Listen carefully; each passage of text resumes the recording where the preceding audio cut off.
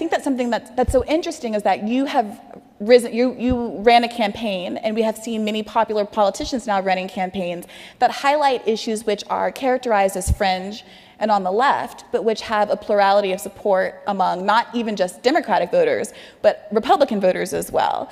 So why do you think it's taken so long to get candidates who are pushing issues like Medicare for all, a Green New Deal, $15 minimum wage to the foreground?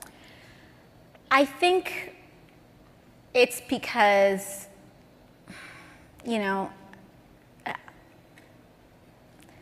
I'll kind of go back with a story, because even though people, they try to characterize my district as far left and, oh my God, every socialist in America lives in like East Bronx and Queens or whatever, but there are a lot of Trump voting pockets of my district.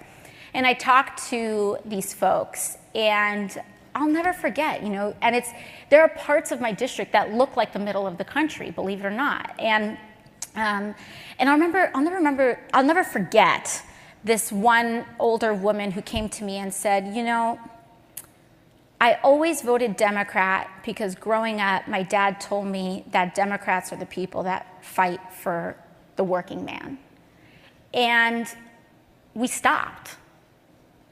And the working man and woman and people is the majority of this country. And so what I think we saw was now both parties, frankly, abdicated their responsibility, and it was just no one was fighting for working people who were struggling.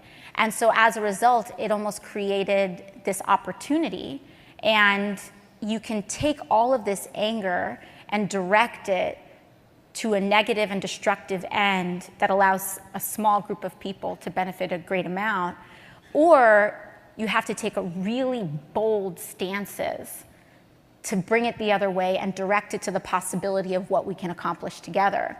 And I think the thing that is really hard for people to sometimes see is that when we are on this path of a slow erosion and a slow, just like move away from what we've always been, we'll be 100 miles, you won't even realize that you've drifted 100 miles.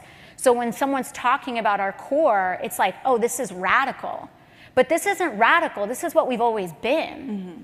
It's just that now we've strayed so far away from what has really made us powerful. And just and good and equitable and productive. And so I think all of these things sound radical compared to where we are, but where we are is not a good thing. And this idea of like 10% better from garbage shouldn't be what we settle for. It's like this, it feels like moderate is not a stance, it's just an attitude toward life of like,